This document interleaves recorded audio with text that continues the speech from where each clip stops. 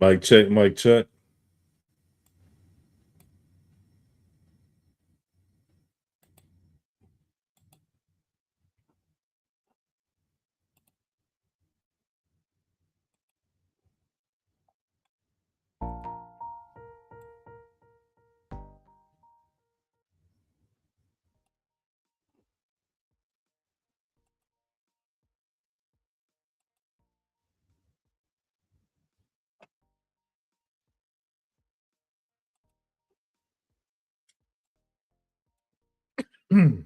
UFO files.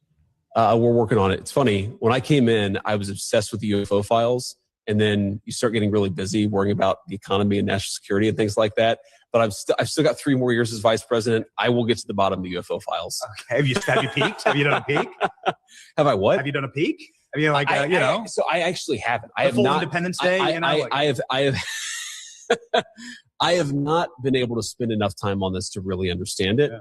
But I am going to. Trust me. I'm obsessed with this. I've already had a couple of times where I'm like, all right, we're going to Area 51. We're going out to New Mexico. We're going to sort of get to the bottom of this. And then the timing of the trip just didn't work out. But trust me, anybody who's curious about this, I'm more curious than anybody. And I've got 3 years of the very, very tippy top of the classification. I'm going to get to the bottom of it. Okay. So you haven't been to Area 51 yet? Not yet. Some people say they keep the UFOs in Ohio. Yeah. Hangar 18, Hangar 18, right? I've heard that as well. But I don't know. I haven't looked into it yet. Okay. All right. Well, we're waiting for it. We saw aliens.gov. We saw aliens.gov. I don't think they're aliens. I think they're demons anyway, but that's a longer discussion. Well, I can't let you go without a follow-up on that. Because Barack Obama is on this podcast and he goes, yeah, aliens are real, but like, here's where they're not. And, I did not. And so Obama says, yes, aliens he gets asked point blank, are aliens real? Oh, yeah.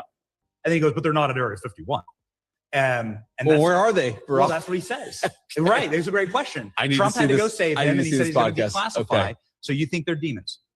Well, look, I think that celestial beings who fly around, who do weird things to people, I think that the desire to describe everything celestial, everything is otherworldly, to describe it as aliens. I mean, every great world religion, including Christianity, the one that I believe in, has understood that there are weird things out there, and there are things that are very difficult to explain. And I naturally go, when I hear about sort of extra natural phenomenon, that's where I go to, is the Christian understanding that, there's a lot of good out there, but there's also some evil out there. And I think that one of the devil's great tricks is to convince people he never existed. You're going to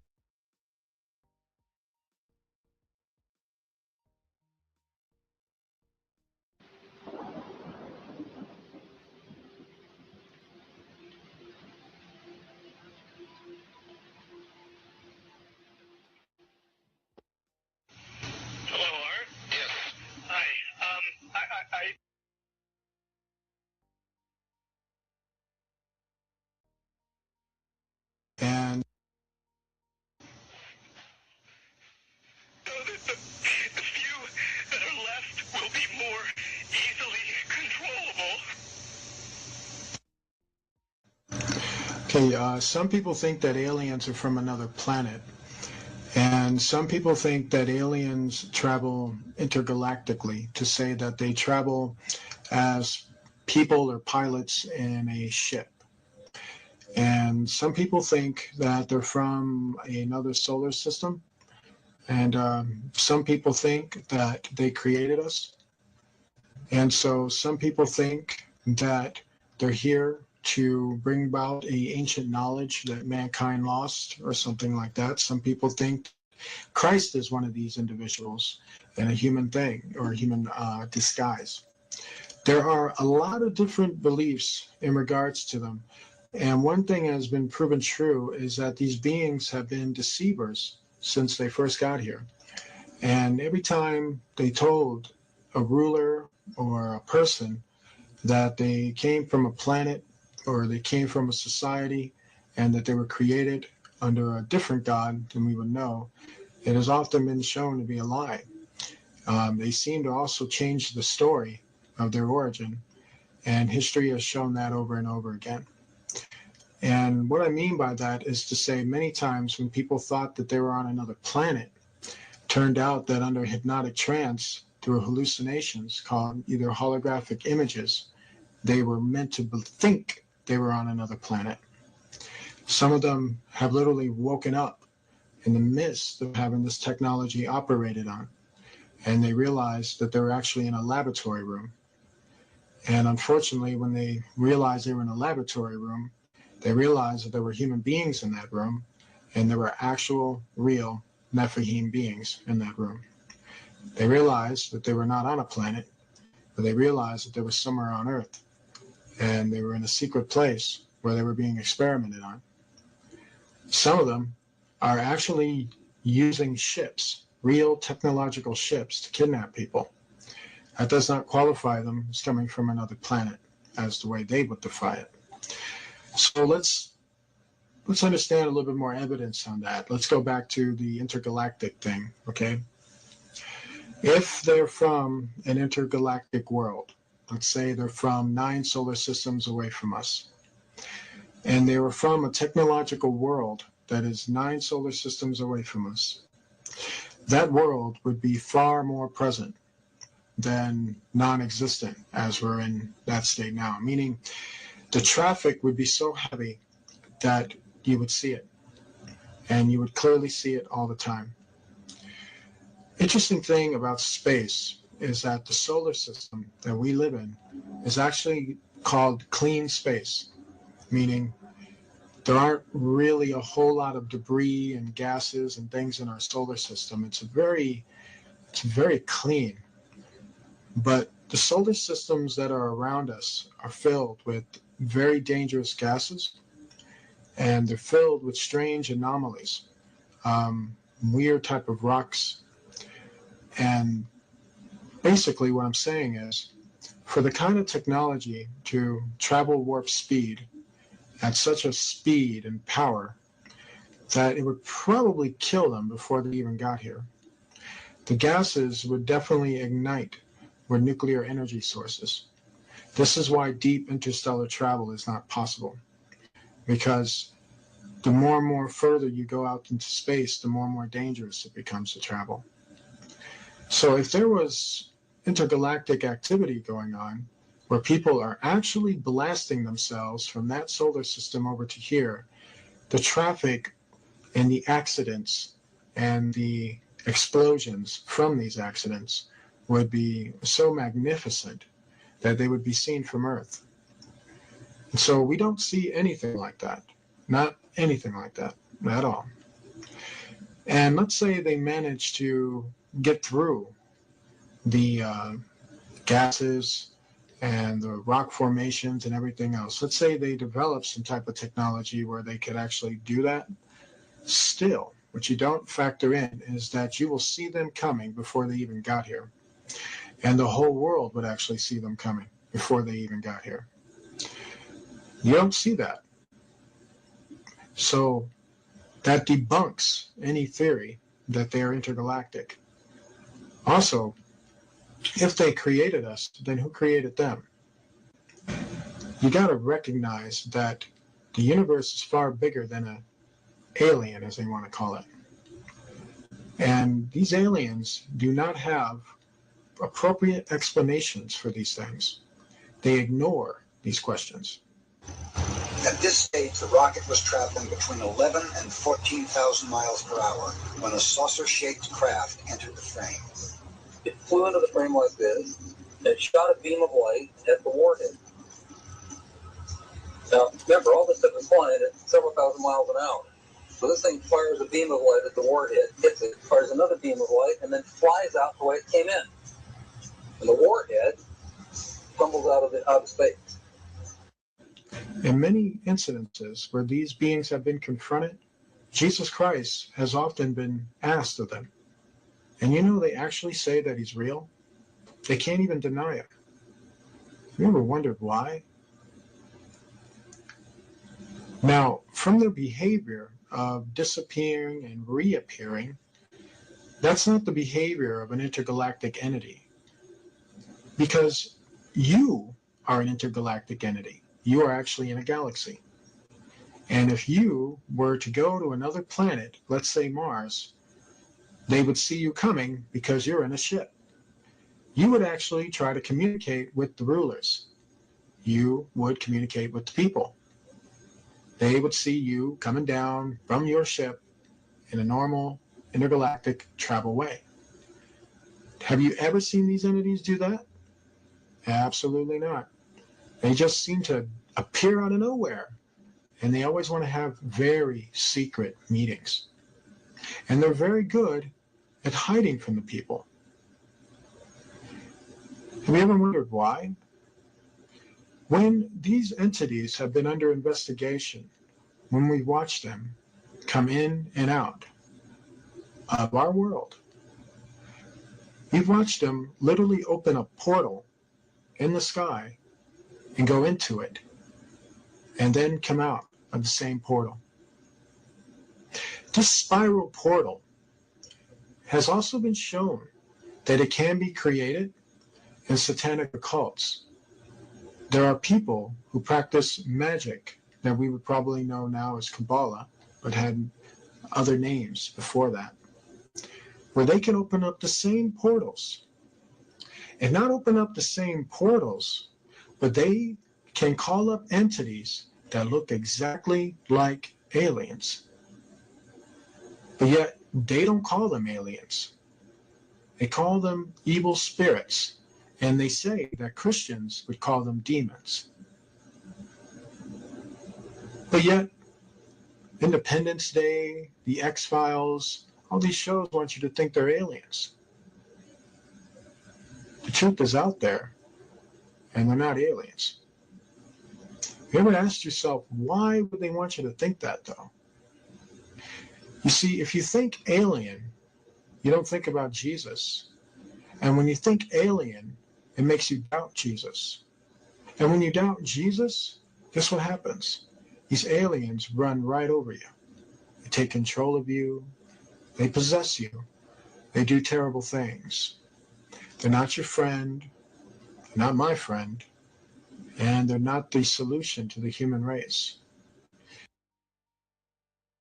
Yo said they is antichrist, man. They antichrist, they demons. You see, this is where JD Vance say what he said. I release all the UFO files. To do weird things to people. I had to go save him, and he said he's going to declassify. Okay. So you think they're demons? Well, look, I think that celestial beings who fly. Well, I can't let you go without a follow-up on that. They're demons anyway, but .gov, I don't think they're aliens. I think they're demons anyway, but before we saw aliens. And you know me. We saw aliens.gov. I don't think they're aliens. I think they're demons anyway, but .gov. I don't think they're aliens. I think they're demons anyway, but .gov. I don't think they're aliens. I think they're demons anyway, but .gov. I don't think they're aliens. I think they're demons anyway, but .gov. I don't think they're aliens. I think they're demons anyway, but .gov.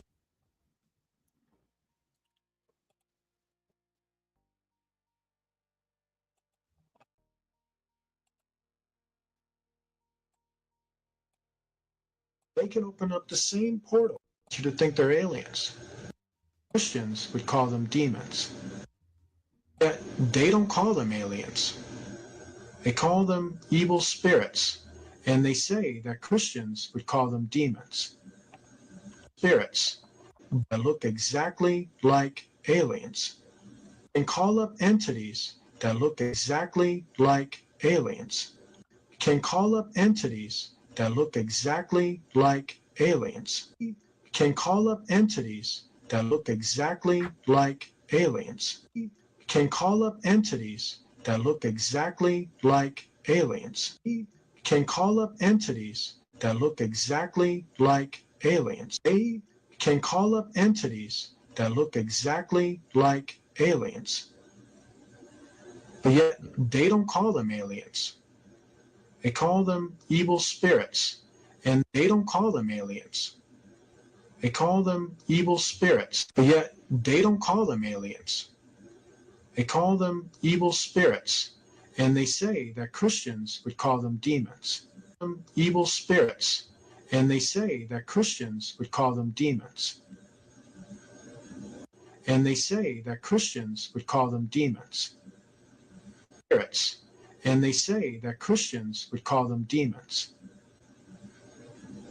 And they say that Christians would call them demons. But yet, Independence Day, The X-Files, all these shows want you to think they're aliens. Files, all these shows want you to think they're aliens. The X-Files, all these shows want you to think they're aliens. The truth is out there, and aliens. The truth is out there, and they're not aliens. The truth is out there, and they're not aliens. The truth is out there, and they're not aliens. The truth is out there, and they're not aliens. The truth is out there, and they're not aliens. The truth is out there, and they're not aliens. You ever asked yourself, why would they want you to think that, though? You see, if you think alien, you don't think about Jesus. And when you think alien, it makes you doubt Jesus. When you doubt Jesus, guess what happens?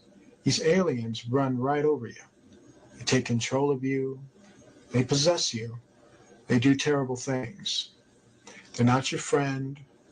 They're not my friend. And they're not the solution to the human race.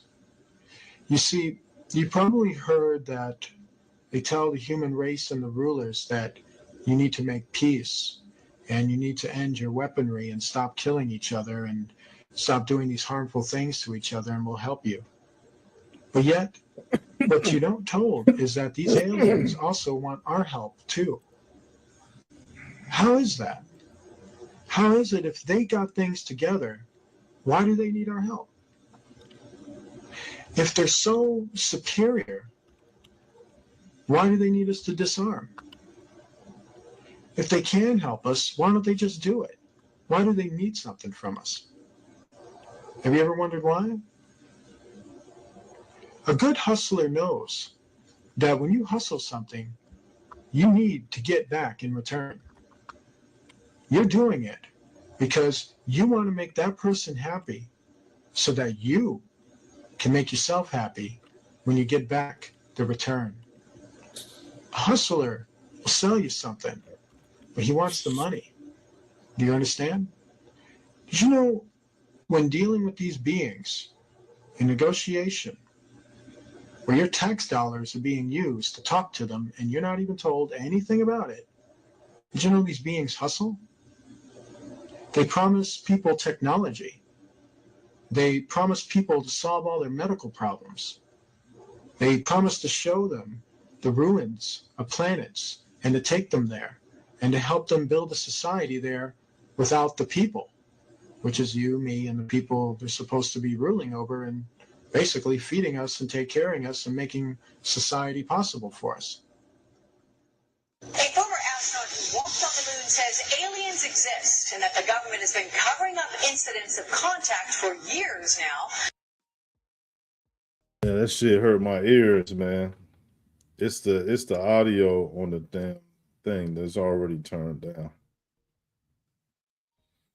But what y'all think what he's saying, man? And what y'all think about what y'all seen? Y'all seen that? A good hustler knows that when you hustle something, you need to get back in return. You're doing it because you want to make that person happy so that you can make yourself happy when you get back the return. A hustler will sell you something, but he wants the money. Do you understand? Did you know when dealing with these beings in negotiation, where your tax dollars are being used to talk to them and you're not even told anything about it, did you know these beings hustle? They promise people technology. They promise people to solve all their medical problems. They promise to show them the ruins of planets and to take them there and to help them build a society there without the people, which is you, me, and the people they're supposed to be ruling over and basically feeding us and take caring of us and making society possible for us. A former astronaut who walked on the moon says aliens exist and that the government has been covering up incidents of contact for years now. Dr. Edgar Mitchell says aliens have visited our planet, and he believes the government covered up the discovery of an alien spacecraft in 1947, as well as 4 alien bodies that were found in the desert. The reason for the denial was, number one, they didn't know that these were hostile and could we protect ourselves from them. Didn't want the Soviets to know, so they devised to lie about it and cover it up. Well, Dr. Mitchell is a Damn, that shit hurt the ears, man. But that's a former astronaut claims aliens exist and the government has covered it up. So he's saying aliens are real. veteran of the Apollo 14 mission, and he walked on the moon back in February of 1971. Yo walked on the moon. I've read about this incident you had in 1951, and you said you saw literally hundreds of unidentifiable flying objects. Yes, they were flying quite high. How high we couldn't tell because we couldn't get anywhere near their altitude. But they were either very large craft way up or smaller crafts still well above what we could get to. For a day and a half, all of this happened. But then no one wanted to talk about it. Well, we sent a report forward on it, and the answer that finally came back months later was they were probably high-flying seed pods, which didn't sound very logical. But the real question here that we've been addressing is, have we been visited? Are we, since we are now a spacefaring civilization, having only gone to our own moon, but have our visitors, the aliens, have they come to us? And all the evidence is yes. So what is it that you want to see the Obama administration release? What is it specifically? What do you think is there that we need to see? Well, the other nations, and this has been a global phenomenon, other nations in just in recent history, the Belgians. Shorty said the Obama administration.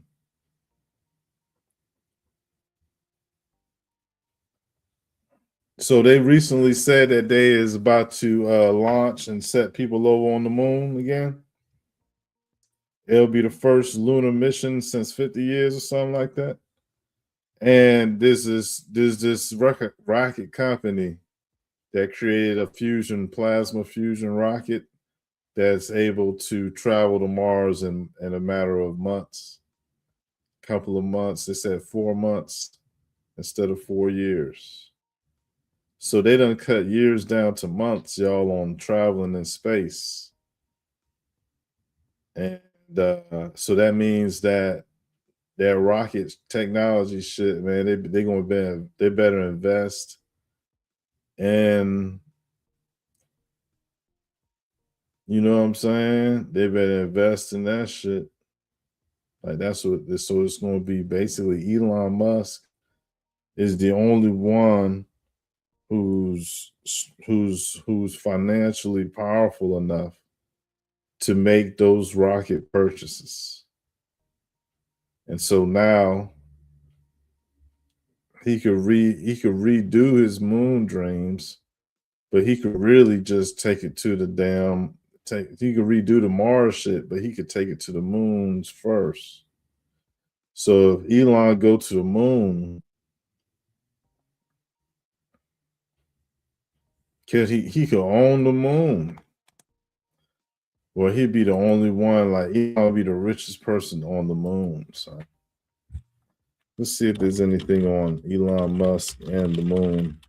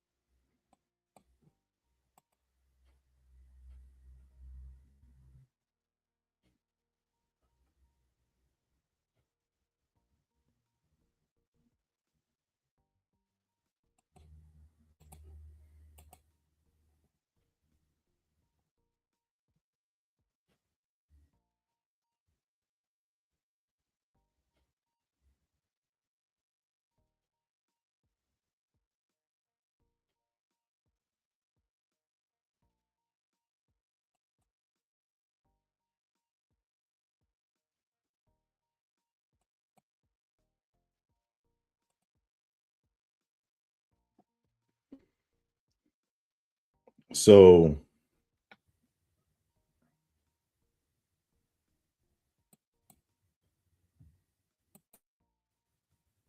yeah, know that.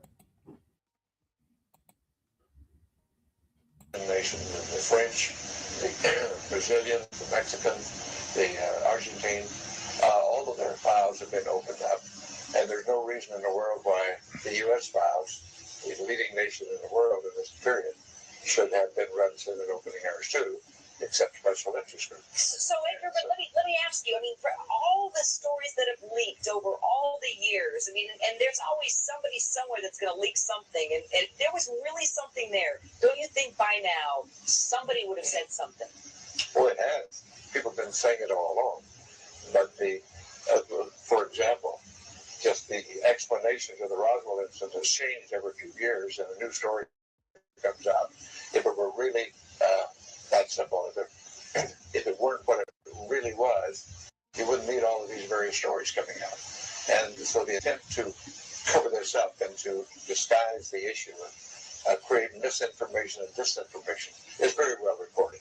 And the documentation from very fine researchers like Dr. Robert Wood and his son Ryan, who have investigated all of the early documents, all point to the same story. Hey, we're not alone here. We've been visited. There's a monolith there, a very unusual structure on this little potato-shaped object that goes around Mars once in 7 hours. When people find out about that, they're going to say, who put that there? Who put that there? Well, the universe put it there. If you choose, God put it there.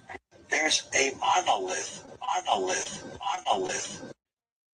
Back months later, they were probably high-flying seed pods. That didn't sound very logical. But the Monolith. Somebody somewhere that's going to leak something, and if there was really something there, don't you think by now somebody would have said something? well, it has. People have been saying it all along. But for example, just the explanations of the Roswell incident has changed every few years, and a new story comes out. If it were really that simple, if it weren't what it really was, you wouldn't need all of these various stories coming out. And so the attempt to cover this up and to disguise the issue and create misinformation and disinformation is very well reported.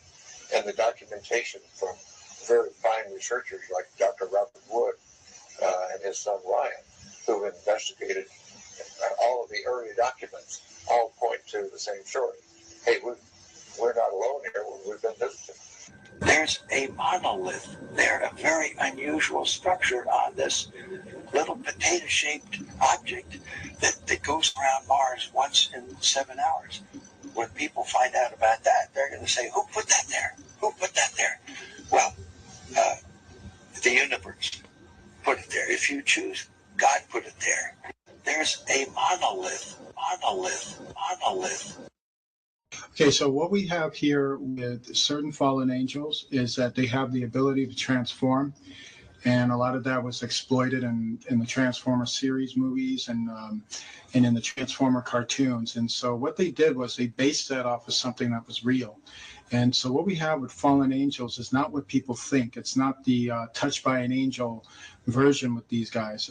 These beings are spiritual beings with incredible powers. And one of those powers entails that as we would create objects and as we would form these objects through resources and through the materials and the powers that we have, their powers is that they can transform themselves into objects.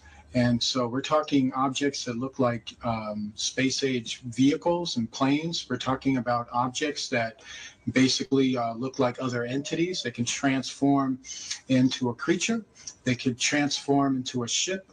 They can transform to even look like the implements that we have. They can literally transform themselves to disguise themselves as a car, as a plane, and as a lot of different type of objects. There's really nothing they can really do in terms of transforming.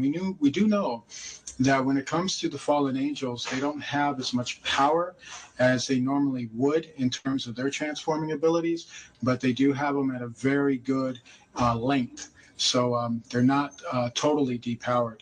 And so a lot of them like to transform into ships. A lot of them like to transform into certain objects. A lot of them like to transform into basically UFOs, basically planes, basically other looking creatures.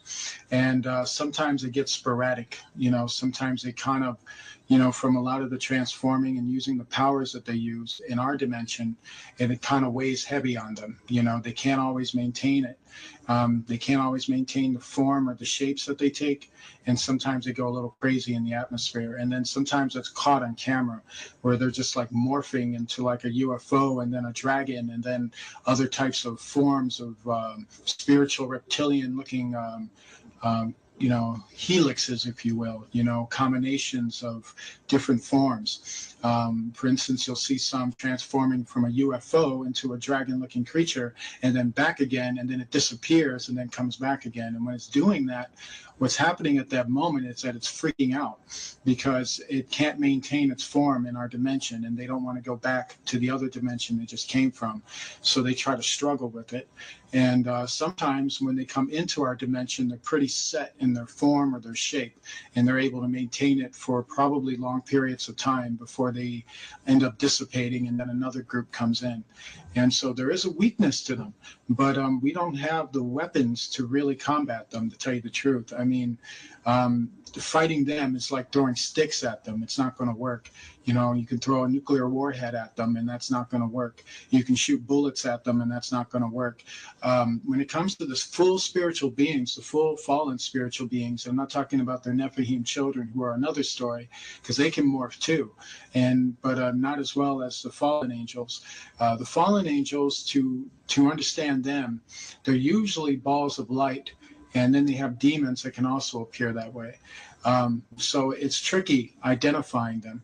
But one thing that you can do is, when you pay enough attention to them, or if you spent enough time observing them, you start to notice how the demon lights are not as transformable as the fallen angels. Fallen angels are, they can basically transform within seconds and disappear within seconds. And the demons, or the spiritual demons, they seem to maintain a certain form, and then they're known to just basically dissipate a lot quicker.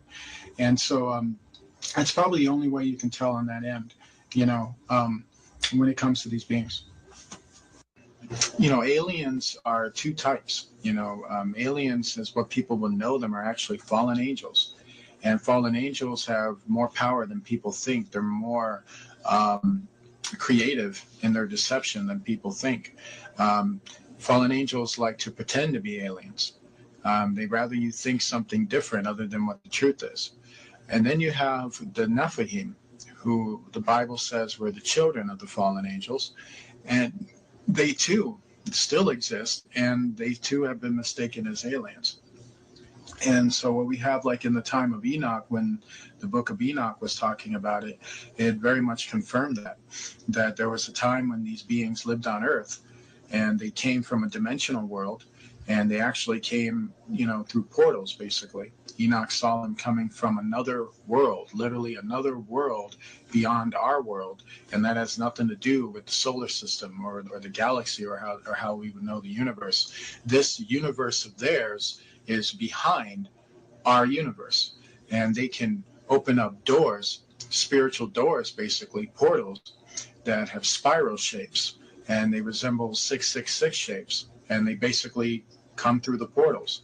And when they do, they tell people they're aliens, or they tell people they're gods, or they tell people that they came from Jupiter or from Mars, and they tell people they're going to solve all their problems.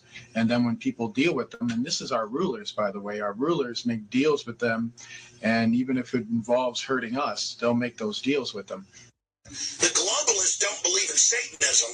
They believe they're contacting interdimensional aliens through the drug use and through the electronic interface, and they believe, and actually write about, Ray Kurzweil, all of them, that they're going to merge with the machines, blast off into hyperdimensional space. And that's why they're so crazy. That's why they want to get rid of us. That's why they're smiling and giddy and acting so nuts, because they believe, if you're a psychiatrist and are hearing this, understand, whether it's real or not, they believe they are in contact with these entities and are being directed by them. That's why they're so evil. And the entities are telling them eternal life, total power, total control, everything you could ever want. Just kill everyone. Shut up a world government. Build this design we're telling you.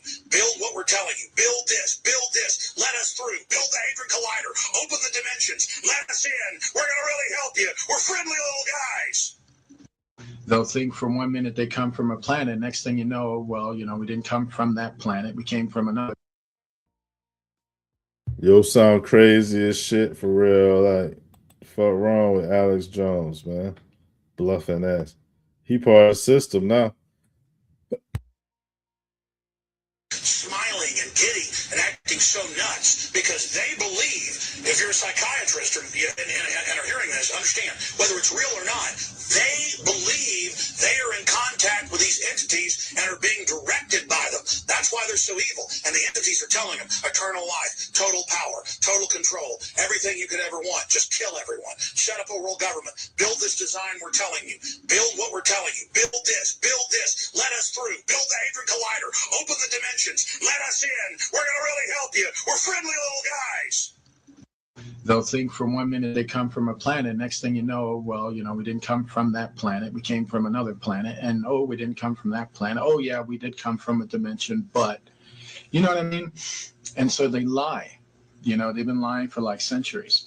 So the thing is, when you look into them, when you really, get some guts and decide to, investigate them and find out where do they come from by simply, doing the things that investigative science taught us, which is to investigate, origin, investigate matter, investigate movement, investigate all these things that would make a person or defy what a person is.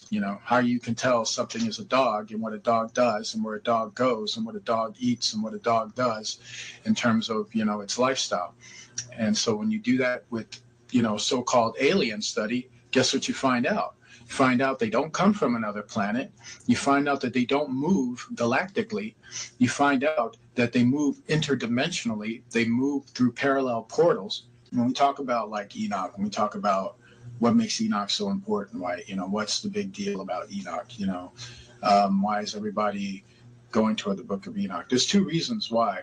What happened in Enoch's time is happening now in our time. And that's scary. Because what happened in his time was pretty messed up.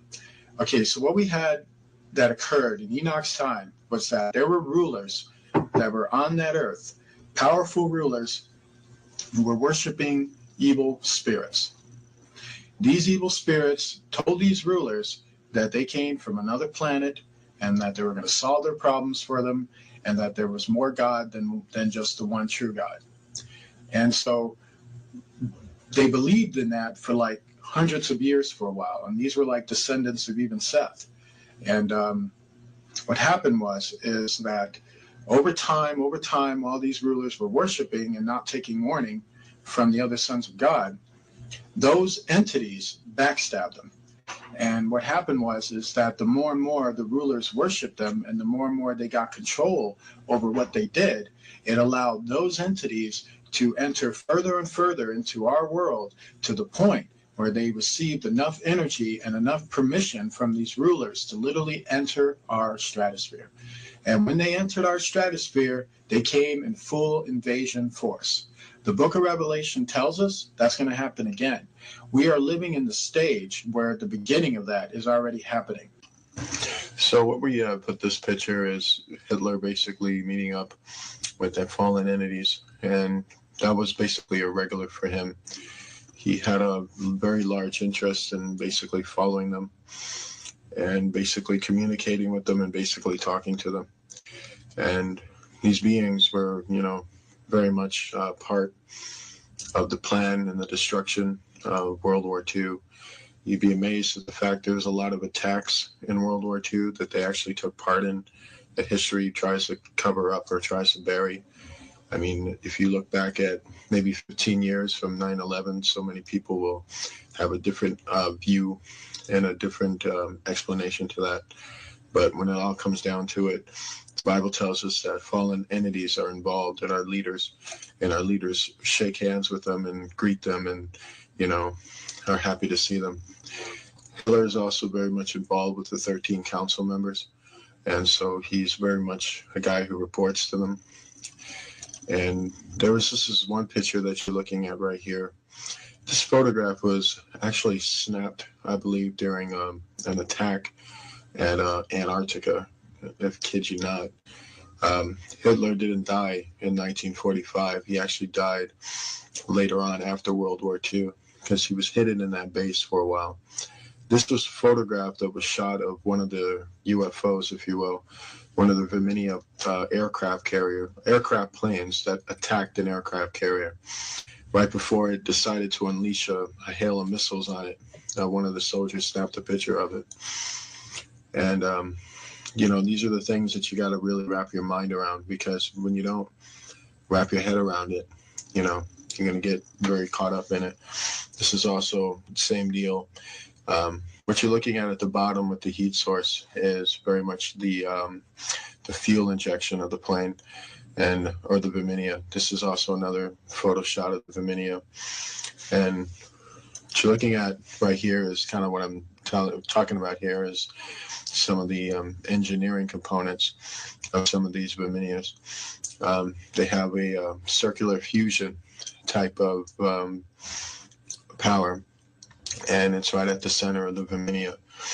And basically fusion, that's basically using type of nuclear fusion with water, and basically sends it into a lot of hyperactive speeds. And it's just very, very advanced. And it just shows you just how advanced we were in World War II, which would even implicate to you now just how more advanced we are now, and how so much of that is not shown. And what you're looking at here is another case of that. You can see how sleek they build these Viminias, and you can see how well they've gotten to the point of building them. They're nowhere near to the point where they used to be, but they've gotten there now.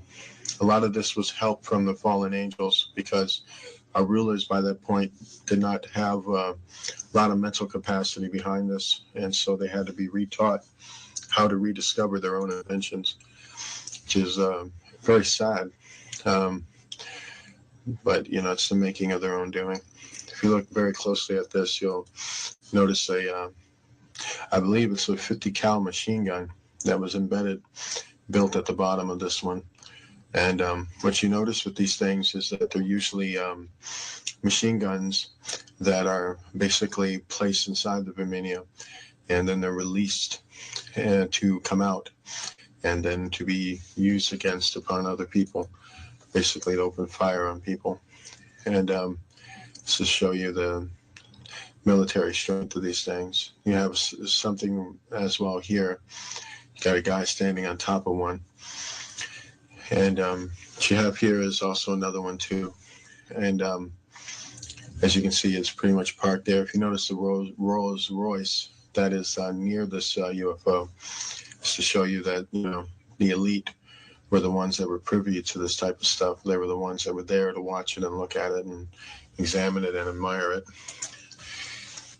And what we have here is the same angle, same deal. And this is probably one of the very well-known ones. And one of the things I need to mention about this thing is that a lot of the times when they were launching these Viminias, a lot of the Viminias were to be launched to go into the planets, basically to the moon, Mars, other places, other secret locations on Earth. Many times they called in witches to basically conjure up demons for them, to guide them or direct them certain portalways that they would fly the instruments into and then come back in and out. A lot of things in their world is not what you would think. It's a lot more worse than that. And same thing that you have here. You had one basically hovering up about with airplanes basically hovering over it. And what you have here is another base, basically. It's a design of a base, but it's basically a design of an energy source. If you look at all the contraptions that are connected to the triangle points, those are called energy bars.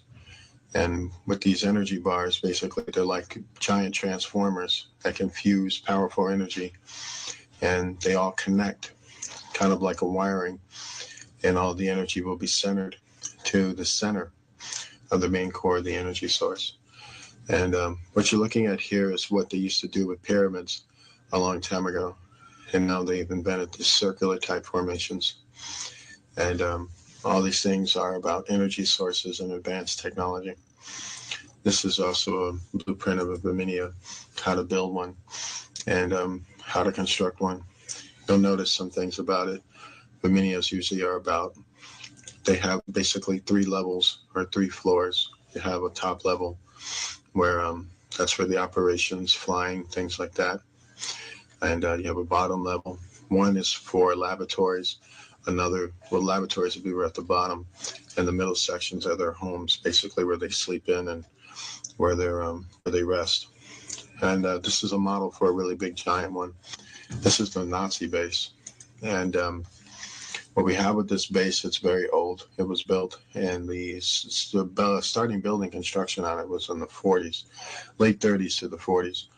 And right now, it's one of the most advanced colonies on the moon. It has technology that would literally blow your mind away. Right now, there's about 2 million people living on there, on that base. It's actually a city, and it's very, very big, very huge. You have literally advanced space age technology there. It's one of the last things left of the Reich Empire of Hitler. It's now part of the Rothschild Illuminati colonies, and they control it right now. And it's basically their moon base. And it's just very, very advanced. The swastika building, as you're seeing, is very huge. And there's so much more in that area that's very much shrouded in the darkness. But if you were to get on the ground level, you'll see just how huge and massive this thing is, and just how big it really is. The top part of it is a huge satellite on top, and just very, very advanced, filled with aircraft hangars and all kinds of other advanced technology there.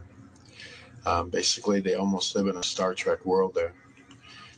It's quite interesting. What we had here with the astronauts doing this was that they were setting up mirrors, and what they were trying to do was, they know that in the occult that certain mirrors scare off evil spirits because they don't like to look at themselves in a mirror, which is another reason why evil spirits like to appear as the host or some other entity or person. Their real true form is so horrifying that it even horrifies them. And so that was the aim at setting up the mirror. But the mirror was so, how do I say, it's so amateur. You know, they were basically using folding mirrors, and just wasn't a smart idea. I think it was just more done out of panic. You know, one of those things you do where you're so scared, just figure out the next thing to do.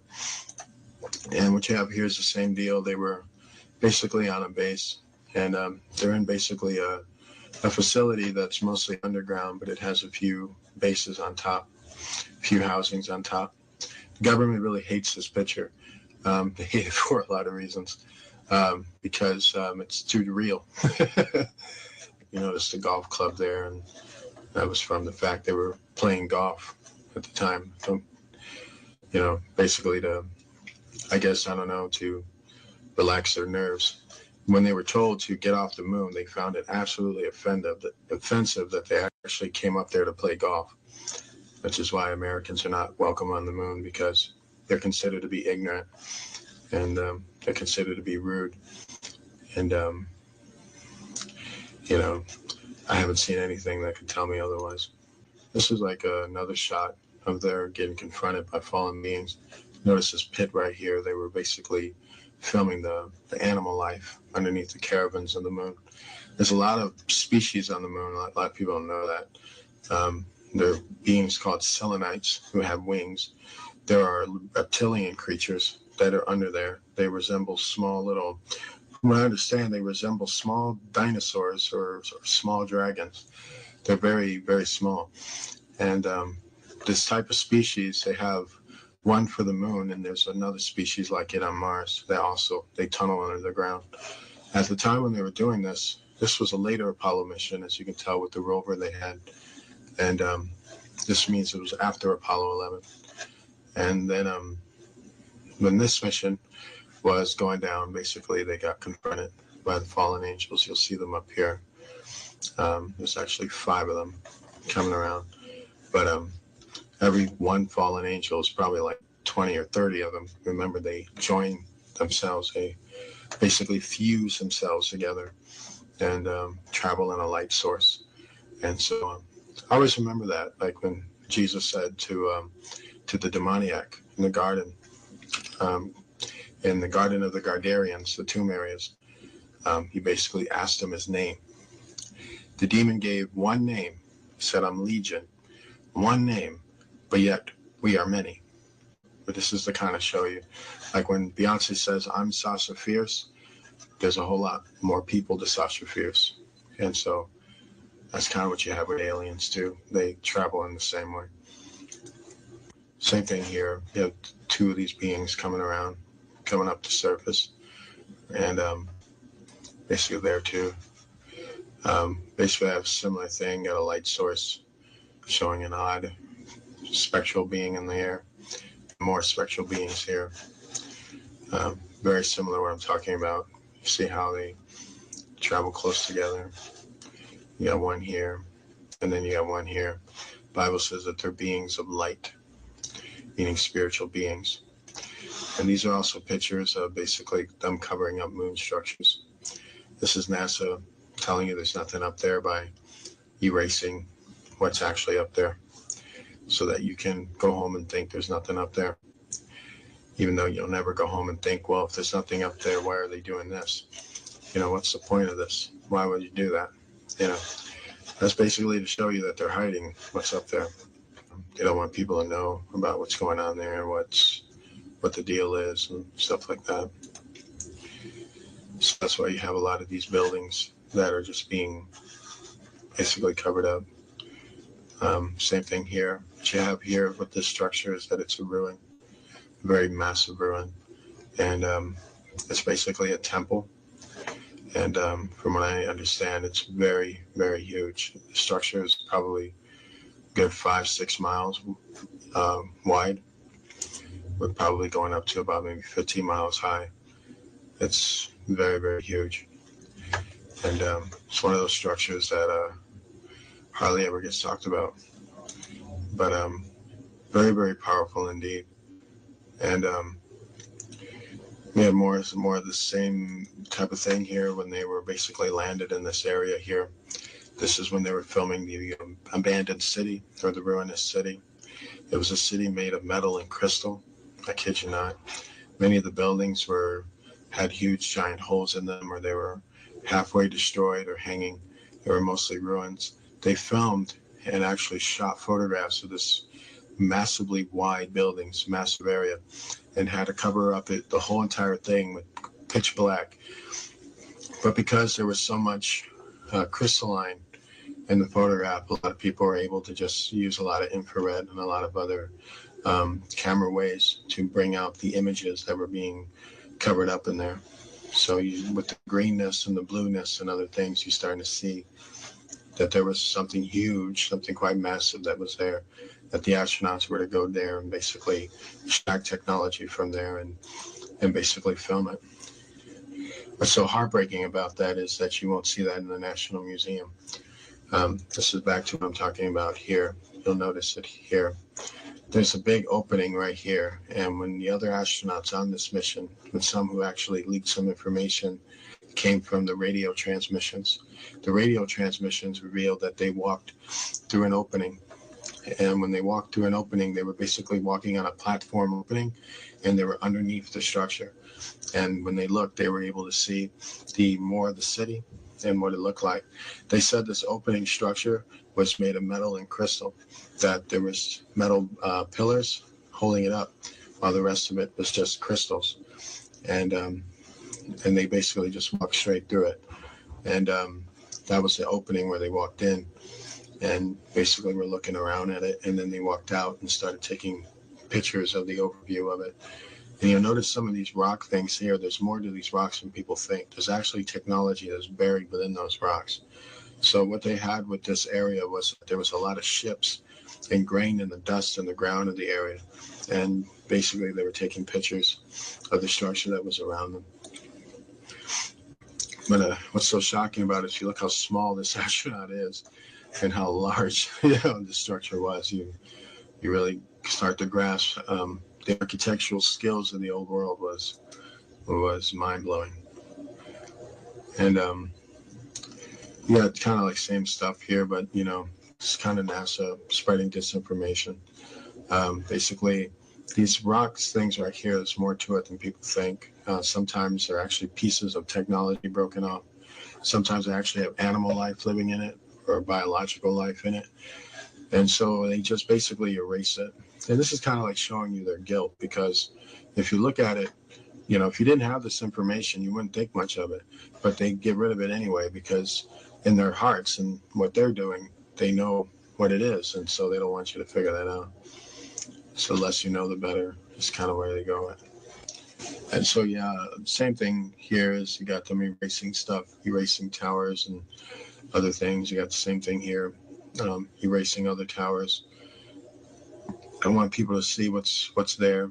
This was actually a fallen angel, and what it was basically doing was being very intimidating. It shapeshifted itself into a giant ribbon, and these are just other questionable areas where it's got moon bases on it. There's other activity there, activity that it's very, very horrible. Most of it, if it's secret, it ain't good. These are pyramids that are on the moon, and you notice 1, 2, 3 of them. From the shot angle, actually 4 right over here. From the shot angle of it, you'll think that these pyramids are close together, but they're actually not. They're probably maybe 3 to 6 miles apart from each other. And basically in that time, pyramids were built for energy sources, kind of like a big giant battery to light up your city. And that's what they were there for, basically. And this is to show that they're somewhere near a ruinous city, and they're not too far off from it. And it's very powerful. And same thing here. What we had here were UFOs kind of lying on the surface. They would look like giant bugs, actually. And basically, these things started to pop up when these astronauts started to take pictures. This is one of the major reasons that spooked them to get off the moon. Many of these astronauts, actually, when they went to the moon, a lot of them thought they weren't even coming back. They were that scared by it. Basically, I have more same thing here. We have a statue of from what I understand, a goddess type ruler with a sword that's been broken off. You see the handle of the sword here, and you see its blade and right over here. Very interesting, because it's old world metal, so it'd be kind of interesting to look through that a little bit. Very, very interesting indeed. We have here was a Vaminia ship. This is known as a smaller Vaminia class ship, and this comes straight from the old world. So this was an old world ship, meaning it wasn't built by the government. It was built by a government those thousands of years ago. And basically, as you can see, the 3 holes there, it was attacked basically. And but looking at how advanced it is, it's marvelous. From what I understand, they were going in there to take away computer chips that were on it, and to get a schematic, basically, of how it was built. Just a beautiful ship, though. Nothing really quite like it. And what we have here was the type of engines I was talking about in terms of Vaminia. This is one of their engine capsules. And if you look here, this is the crystal that's right in the center of it. And it's basically built to fuse power and H2O, basically. And they fuse it inside this crystal, and basically it's used to power up an entire ship. And so this is why they came to that area, because they knew what was there, and they were trying to extract the technology. And what we have here is basically a pagan altar built on the moon. Quite interesting. But this was from a long time ago. And basically that's what they did. And it's just quite shocking. This is more stuff here. You're looking at more ruins in the ground here. And looking at just a kind of oblong structure, really. It's, if you look at this blue thing right here, this is actually what they couldn't completely cover up. But this is to show you that massive blue crystal city that we just got through talking about. This is one of the beams that's being shown that they weren't able to cover up completely. And it's just very mind-blowing. And this is kind of showing you what they really covered up in this photograph. This whole area right here has an abandoned ruinous city on it. And when they showed this photograph, they showed it, but they took out the actual city that they were covering up. So this is kind of showing you what they did, what was really there, and why they took it out.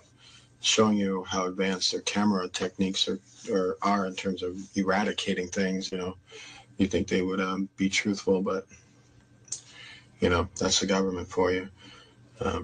They've disappointed us. And so this is another picture of another moon base that they have. And what you're looking at here is called portal technology. And that's what this big giant thing is used for. And what you're looking over here is a tractor that's about to come in.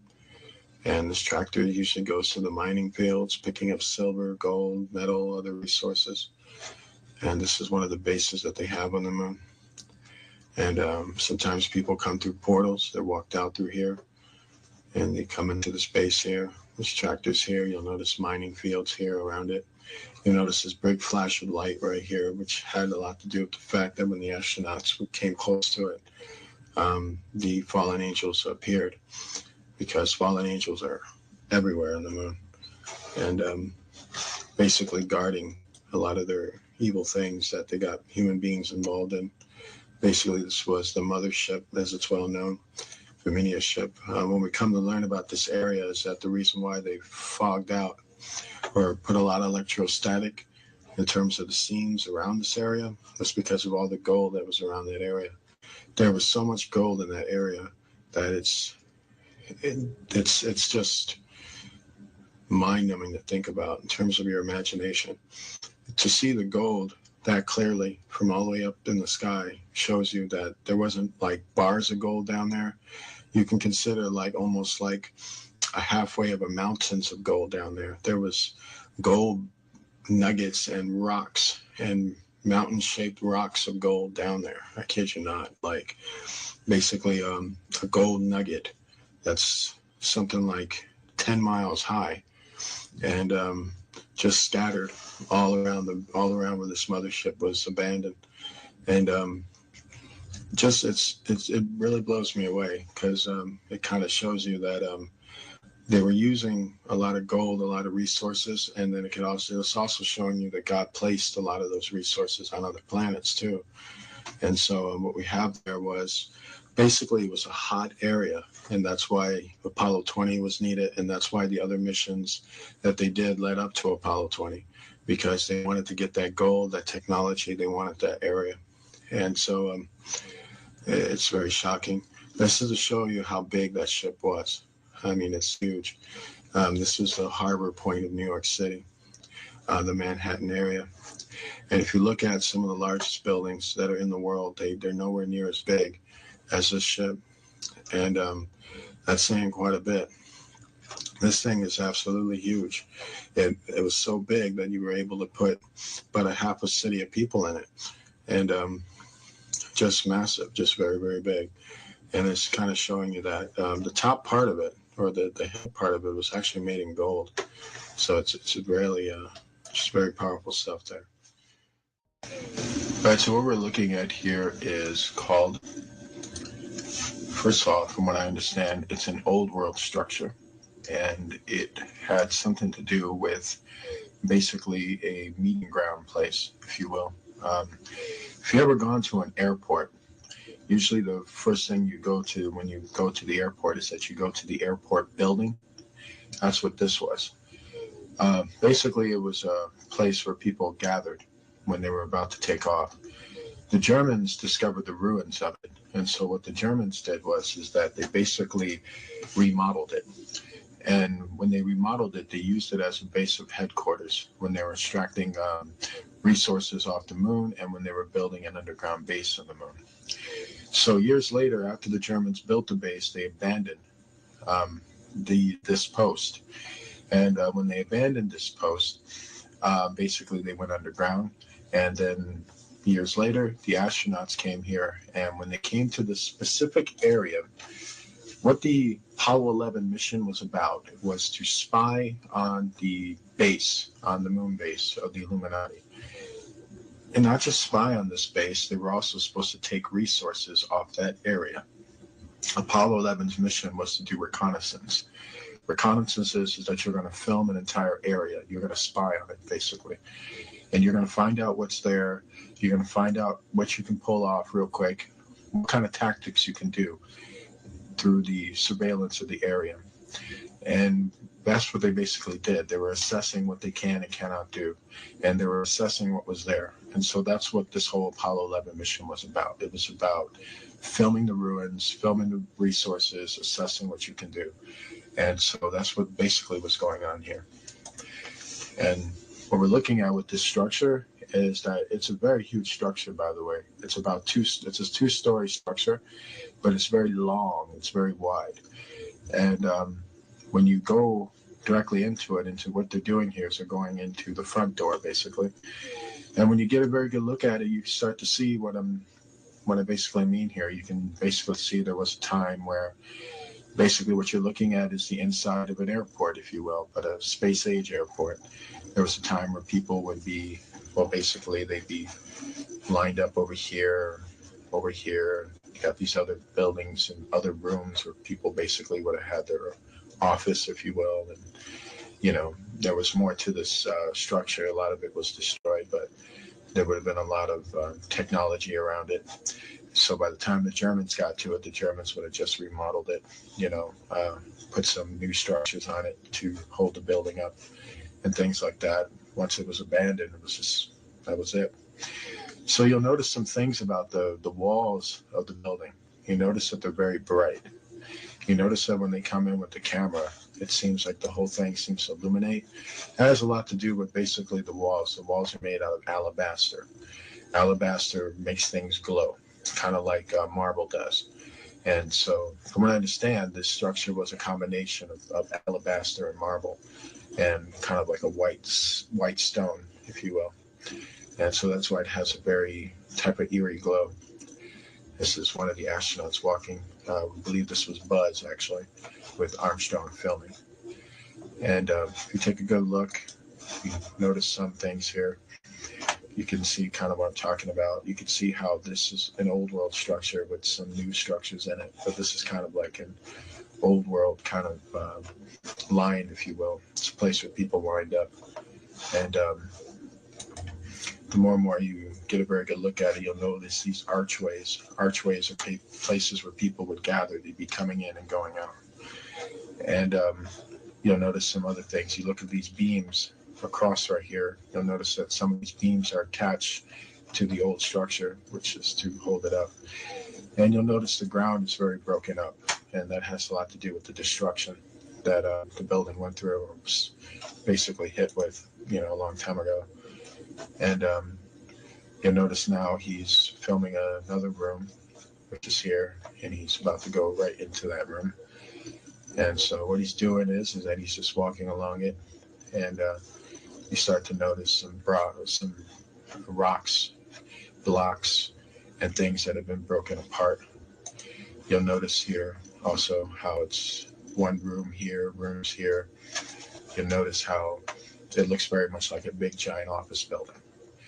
And that's kind of what you got to put into you, is that is what you're looking at, is that you're looking at a building that had an administrative function.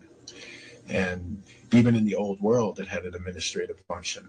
And when the Germans took this land, they made it also into an administrative function. And then until after a while, that was pretty much it. And so that's what you're just looking at here.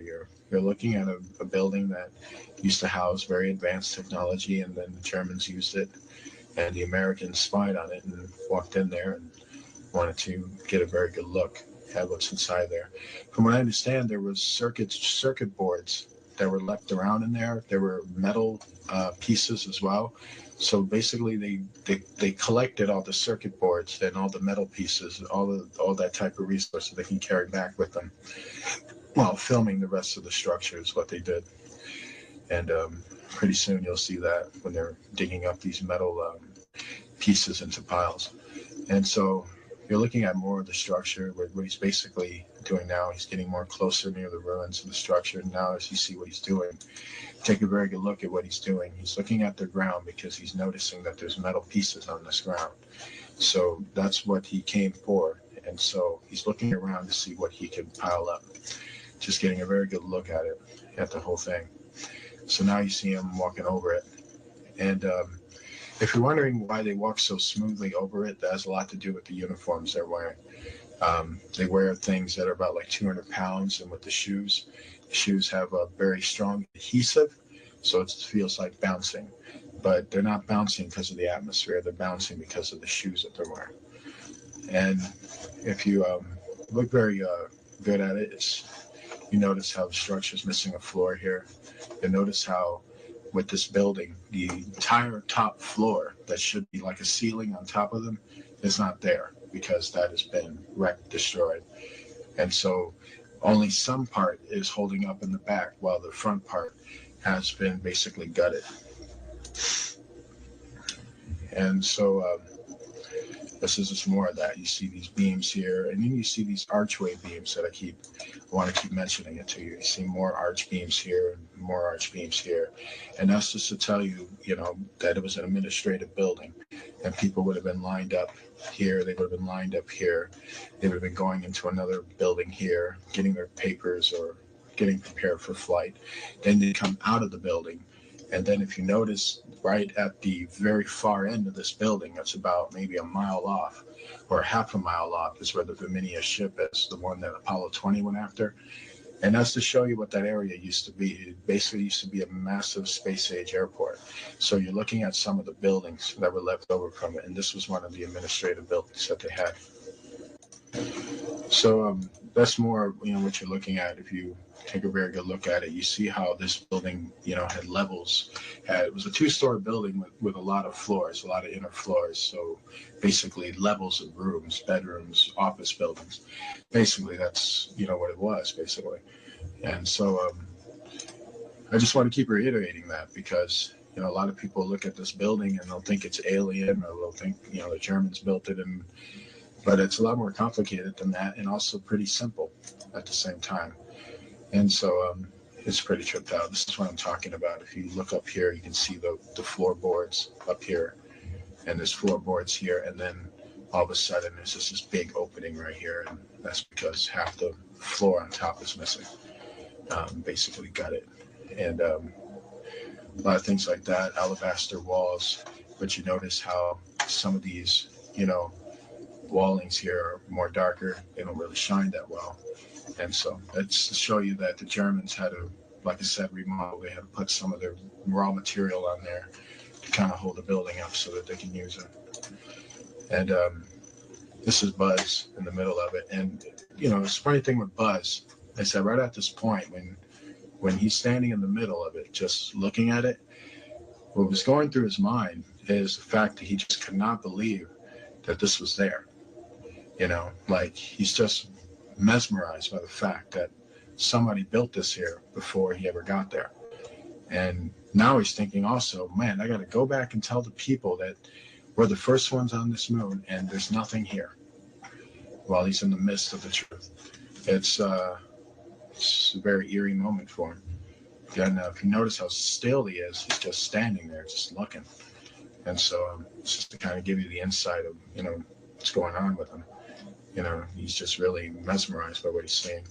And it's got a good shock at it. You can see how big this building is in terms of width. It's a width building, definitely.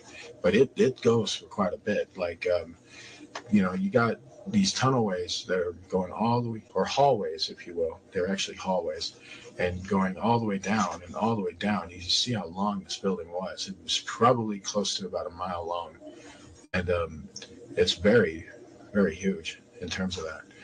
And so one thing about old world buildings is that they emphasize a lot on width and length. They were very astute at that.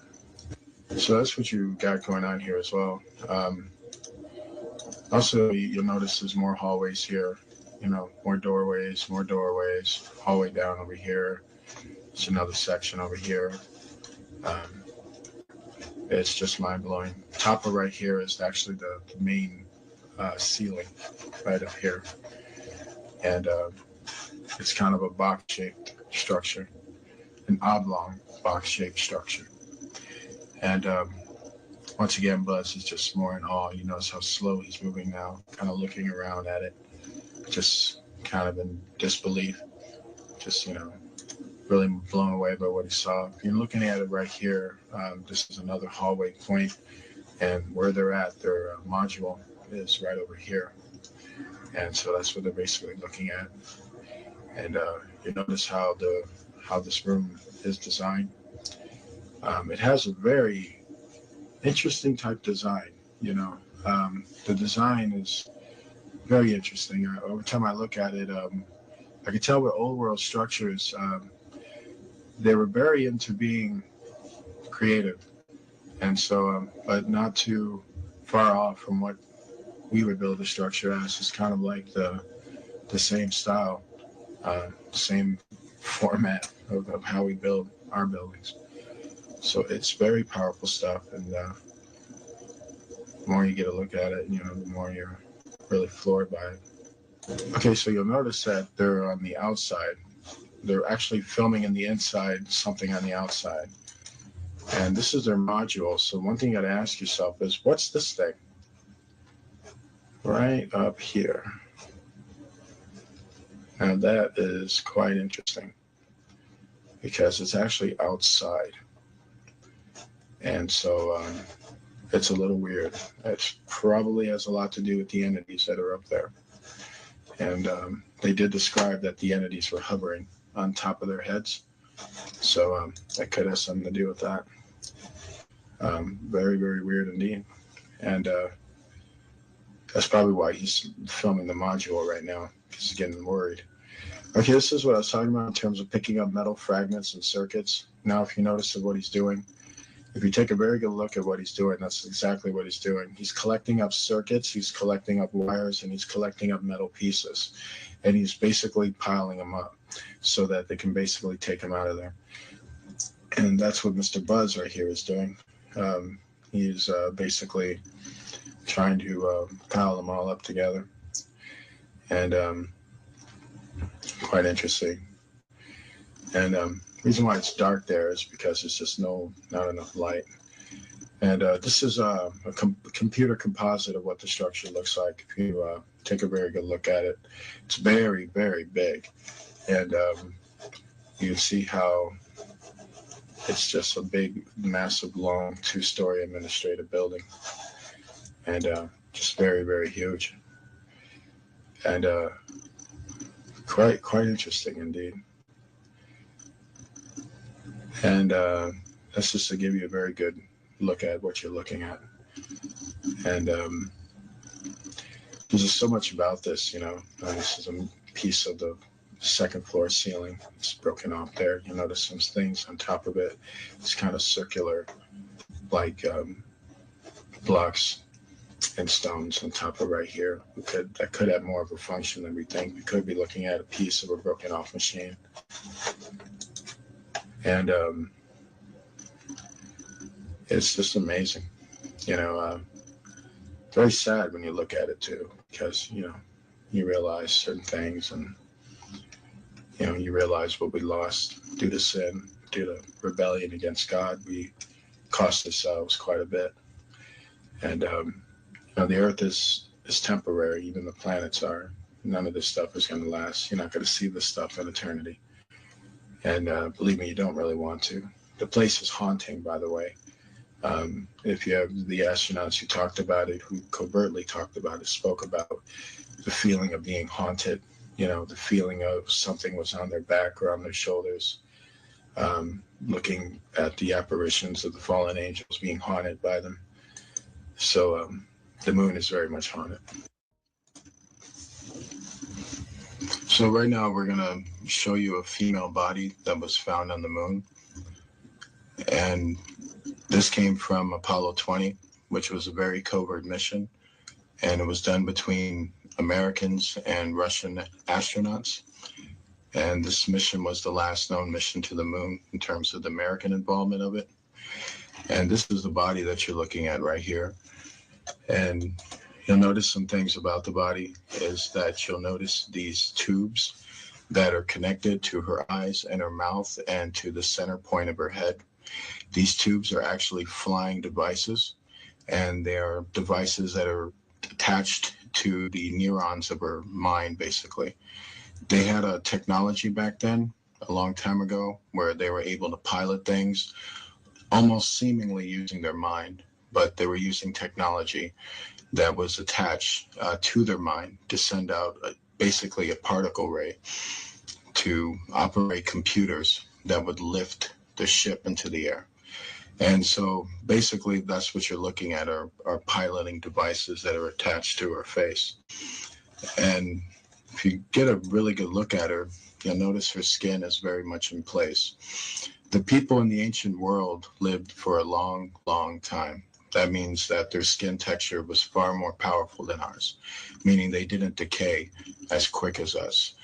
As they lived for thousands of years, it would also take thousands of years for them to decay. And so that's why her skin is still intact. Also, the fact that where she was, it was highly cold. She actually was frozen to death. So when you add that in there, it pretty much you can see why her skin is very much attached. And there's other things you'll notice about her. If you notice, the rims around her hair are quite curly, and you'll notice some of that there, and you'll notice some in the back shot. Basically, those are braids, and she had braided hair. And if you take a pretty good look at her, you'll notice that her facial features resemble someone of quite great beauty. She was known as a very beautiful woman in her time. She is also the pilot of this ship, and her body was the only one that was intact at the time when they found the other bodies. They found other bodies next to her, but they were in pieces. She was the only one that was intact. We got a very good look now at this implement right here. You can see a piece of this technology which is attached to the center of her head.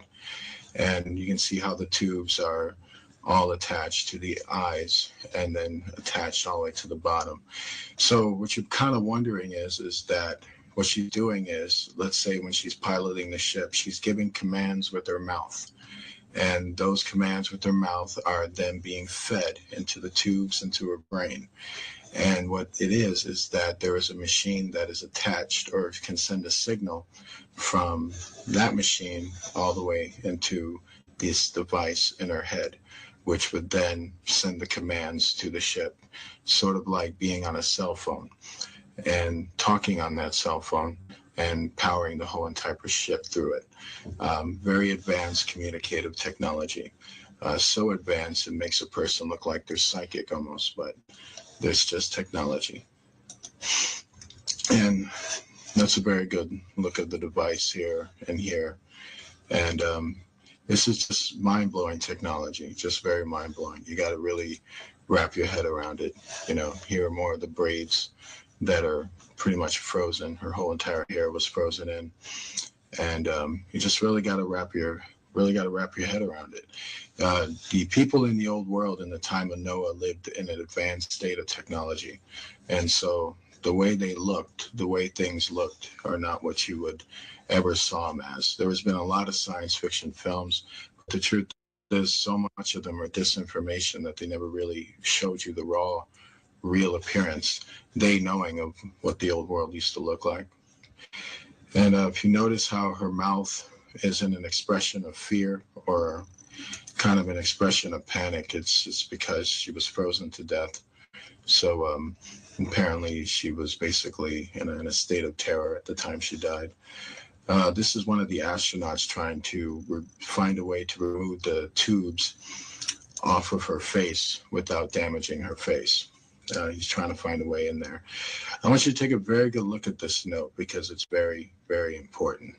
This is actually a piece of paper of the ancient language of the old world. This was the language that we used to speak a long time ago. This was the language that we had before the Tower of Babel, that incident that busted up all the languages of the earth. This note is written in cursive writing. And what you have up top of here, and this is from an analysis of the note. We have not been able to translate the note or figure out the components of the lettering. We have been able to figure out its vocal intention, however, and we have been able to figure out that it's a note styled after the type of notes that we see today. Basically, what you have up here is a name and a date. And what we have here is a very long explanation of something that we don't know. But vocal contention is that they spoke many, many words in a row. Like a sentence that we would break down is probably one long continuous sentence for them in the way they spoke. And that's about as far as I can get with that. This is about as far as any investigation has been into that. It's a combination of basically cursive writing that's similar to English cursive writing, and the letters are almost similar to English. So what we have here, is a more close-up look at what we're speaking on here. You notice that it's very cursive, but you notice how the sentences just continue to go on. And you notice it's more cursive here, design, but the sentences don't have a cutoff, they don't have a punctuation mark or a dot. They just continue to go on, and they continue to go on. Then you have a more type of high signia right here, and then it continues to go on. This is to show the kind of language they spoke, how they spoke continuous sentences, as we would stop or pause, they would continue to go. And their whole entire language was almost like a song. This is done in song. Songs do this. When a person sings a song, it's a continuous chorus. It's just going on, and you understand what the song is. Their language was similar to that. And it's just very fascinating. I wish I was able to tell you more. I wish I was able to translate the whole thing, but we no longer speak this language, and so that's why we're not able to. The paper is green, by the way, which is quite interesting. They factored different color paper back then, and this is black ink, by the way. And an interesting tradition says that it was Enoch who came up with black ink, so that's kind of interesting. There would be people tell you they didn't have black ink back then. Well, tell that to this piece of paper. And so it's quite interesting. This is another note that was found on it. And the interesting thing that we found out with this note was that there was 3 people who signed off on it, here, and here. All we know is that from analysis is that these could be names and a date and another message here. And the funny thing is that these notes were found all throughout their bodies, or where their bodies were at. It's a sneaky suspicion that they were writing their last will and testament. And that's what these notes could have possibly been, because they're very eerily found where the bodies are. And they seem to have just been scattered, like something real bad was coming down on them, which was the effects of the flood. And one of the things people will observe in terms of what people do when they're about to die is usually they write things and they say goodbyes and stuff like that. For all this note writing, I guess they never thought to pray, They lost faith at that point. This is more of what I'm talking about. This is another note. So far, you've seen 3 different notes so far. And this is another piece of note with the same deal. Just some long sporadic writing that we're seeing there. And what the astronauts did was they put all these notes in these Ziploc bags that you're looking at here. These white bags that you're seeing right here is the bags that they use to put the bodies in. And basically, they're just sorting out the notes and filming it for NASA's viewing pleasure, basically. And but when you're looking at this, a lot of people look at that and go, what exactly is that? These are computer circuits, by the way. And these are actually very advanced computer circuits. These are circuits that have been attached to a blanket. I kid you not. And apparently this blanket was draped on the pilot, actually. This part right here is some of her lower body. And the covering was here where her stomach is, and this right here was part of her leg. And for some reason, this covering was on half of her body. And it's believed that it may have something to do with, there's two theories on it. One is that the covering is some type of computer circuit board that's used for the ship. Another one is that it's an example of transhumanism technology, that this daughter of man, this specific female, had cybernetic implants in her. And one of that was this type of covering that was on her leg, which is telling us that the technology back then that they achieved in terms of cyborg technology was very real. And this is a piece of it that's on her. And much of the transhumanism doctrine that's coming out with the connection to what happened in Noah's time very much supports transhumanism rather than it being a device that's part of a piloting function. And it's mind-blowing technology, by the way. It's hard to know exactly what it did for her when it was attached to her. This is a more close-up shot of it as you're looking at it. It's hard to know what it exactly did for her. There's a lot of theories. It could have increased strength or speed. It could have done a lot of different functions like that. And those are usually the main functions, is to increase the strength of a human being by using cybernetic parts. And that's what all of this stuff is, basically. This is a more close-up shot of it. And it's mind-blowing. It's unlike any circuits that you've ever seen or known.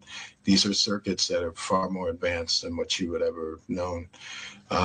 Then they work far, far better than anything you can think of in terms of what we're dealing with now, or what the government will have you think that we're dealing with now. This is a more close-up shot of it to get you to really wrap your head around the circuit board of it. When you're looking on the surface of it, it almost feels like a smooth type of painting almost, or a smooth type of paper, cardboard paper. But when you look further into it, you see that there's actual computer circuits inside of it. And these are the up-close shots of these circuits, and they're just basically coursing throughout her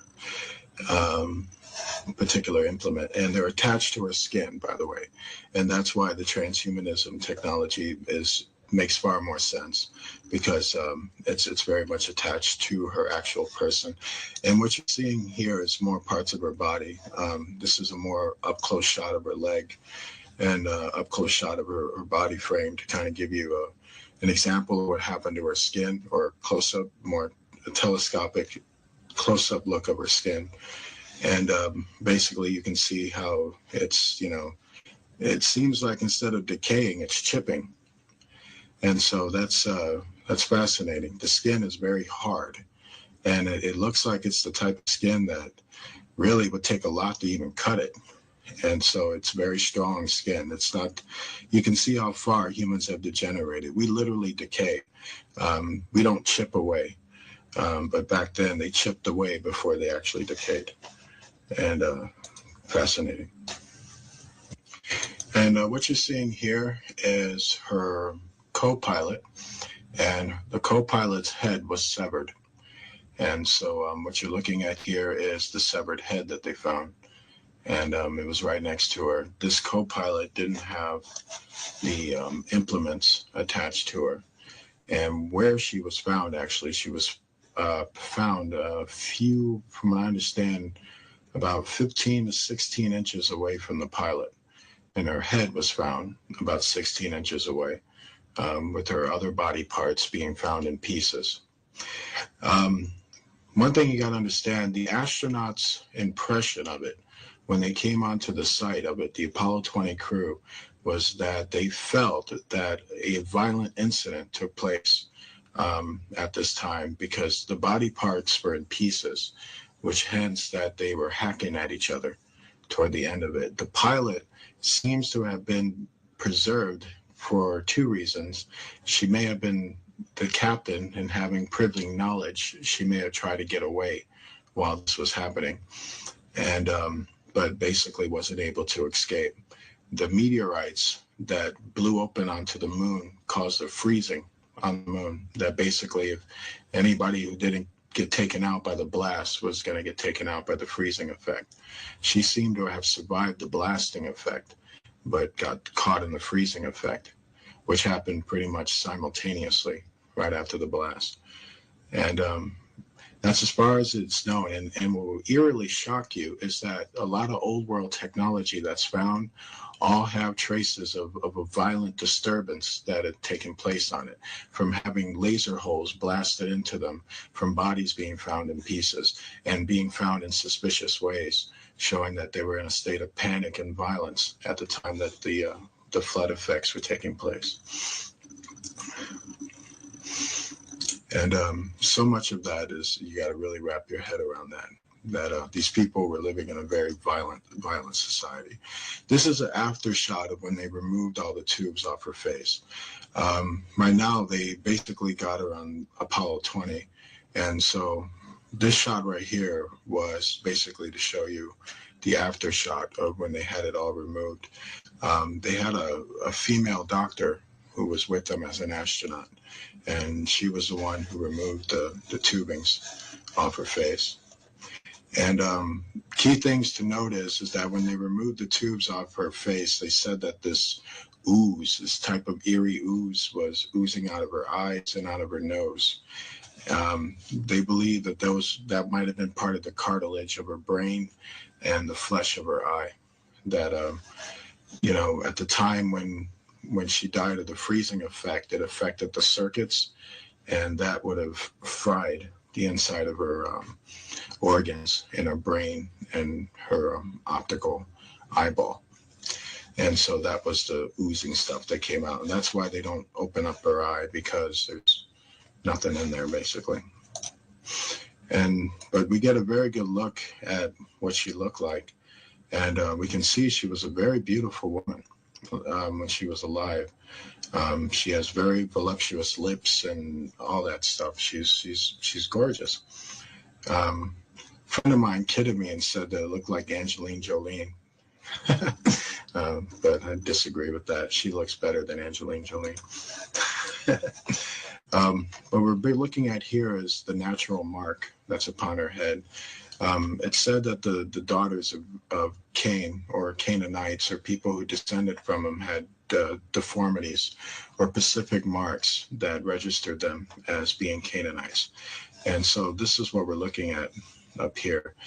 You'll notice that it's a cross formation, actually. You can see here and here. And so there would have been one here and down here. And there's a serpent form right here. And it is believed that this is the old world mark of the beast. And at that time, from what we understand, she was born with this mark. This is a mark that's actually born upon her. But there were some who were actually taking a mark, or a tattoo mark, that had two type of components. It was a digital chip that was tattooed into your skin.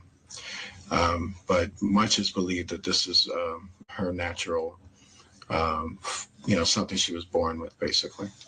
And it's quite sad. What we're looking at here, if you want to know who she is a daughter of man, as was registered in Genesis, meaning she is a descendant of Cain, and she was a witch and a old world pagan who was a advanced pilot, and she flew a mothership. And she is a member of the Rama Empire, because the ship that she was found in registered to have been part of that old world empire in terms of the technology that was found. And she was found intact, as you can see. You'll notice some damage here on her face, on her cheek here. And this is all chipping, by the way. Her face is starting to chip here. And you'll notice some of the kind of the chipping on her lips and things like that. And you notice just how well her face looks. You can tell that when she was alive, she was a radiant looking woman, but she was also quite an evil woman. From what I understand about the daughters of men, they weren't the type of women you took home to mom, if you know what I mean. And this is pretty much the function. What he's doing here in terms of this flashlight, you'll notice that he's got this flashlight all over her.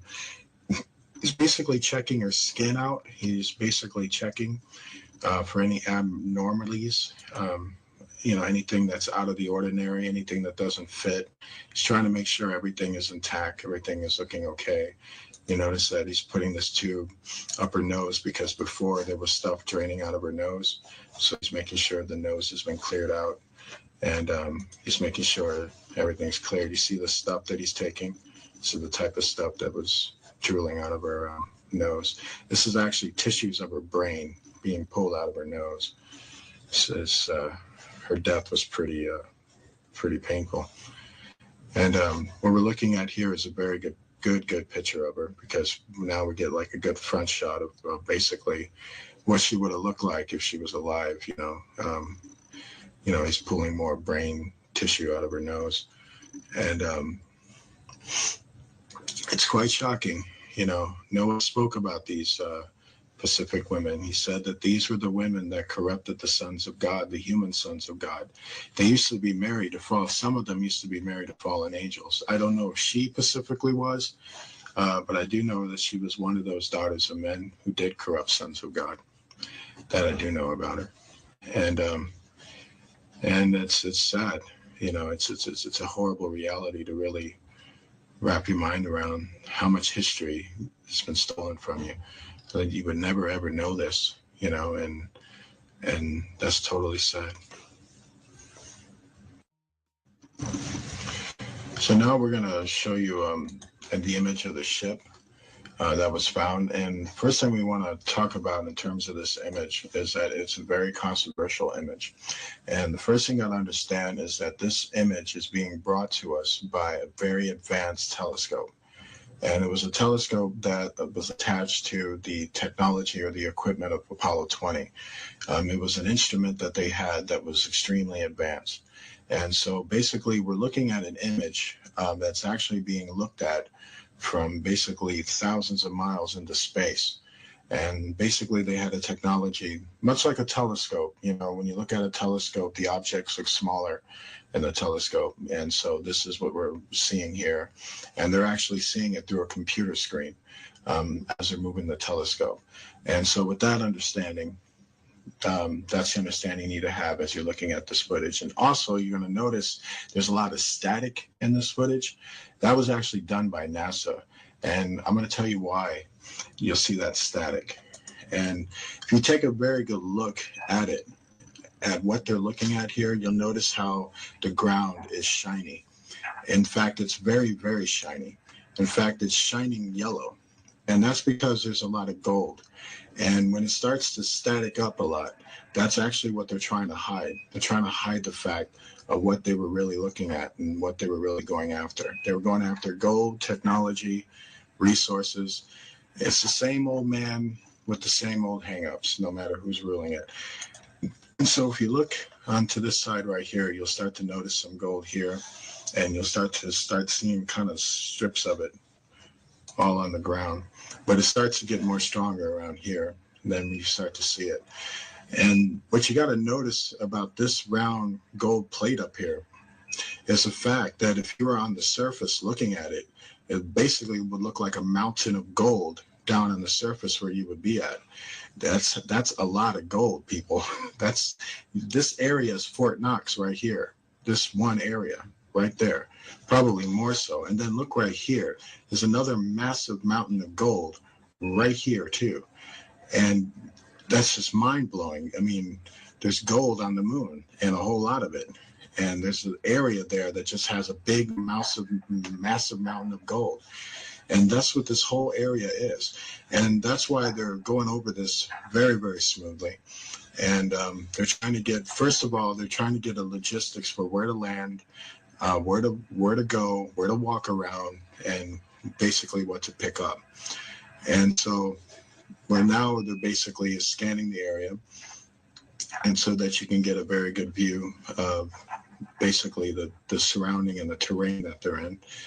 And soon they're going to start to come across the mothership. And this mothership that you're about to see is the ship that the daughter of man, the female corpse, was found in. And she was a pilot of this specific ship. And the ship seems to have been in the hangar, or its hangar. The area, or this area that the ship was found around, is believed to have been some type of airport, basically a space-age airport that was basically decimated and destroyed. And so if you're looking now, you see a lot of these meteor rocks, as you will, and they're all over the ground now. You see them here, and basically you see them everywhere. And these are not, natural rock formations. This is the sign of a great devastation that took place in this area.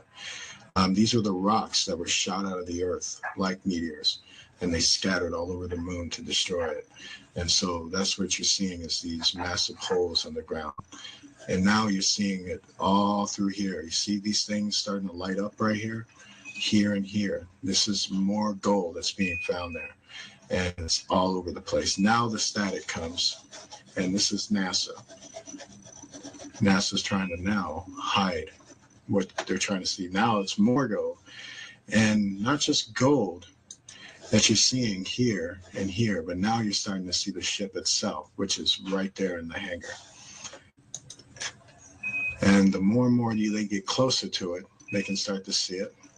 And you'll notice that the ship's main, which we call the bridge, if you will, the screen that covers it, is made of gold as well. And that is a big, massive gold plate too. And you'll notice that now they're getting more closer into the ship, and now they're looking at it. And keep in mind also, like I said, telescope technology is what they're using. You're looking at a computer screen from their ship using a telescope machine. So they're actually telescoping this image from their ship onto their ship so they can get a look at it. So knowing that, to know that's important is because this thing is a lot bigger than you think. It's actually far bigger than Manhattan itself. That's how big this ship really is. So knowing that, the ground and everything else is far, far bigger. And so if you notice how these golden, massive nuggets, mountain nuggets, are shining off the ground, it's just to show you how much is down there and how big this ship is. And if you notice where the ship is, you notice this big circular thing that's around it. That was part of the hangar that it was once in, but you also notice it's been destroyed too. And so right now he's basically looking at the nose of the ship, and he's trying to negotiate a way in. And so right now they're getting an outer look into it before they'll go into a more deeper telescope to get a more detailed look into it. So basically that's what they're trying to do. And then you notice these big holes that are right on top of it. Basically those holes came from the meteor impacts. And now, if you notice all this kind of crazy stuff that's like kind of going on with it, right when they get here, you notice how it's very shiny right here. It's basically glowing right there, glowing yellow.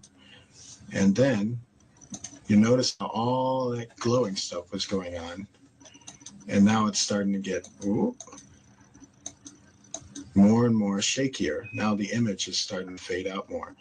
This is also a NASA trick too, and what they were doing is they were trying to cover up all the gold that was on that specific type of mountain area that was right above the hangar where the ship was. The ship was inside the hangar.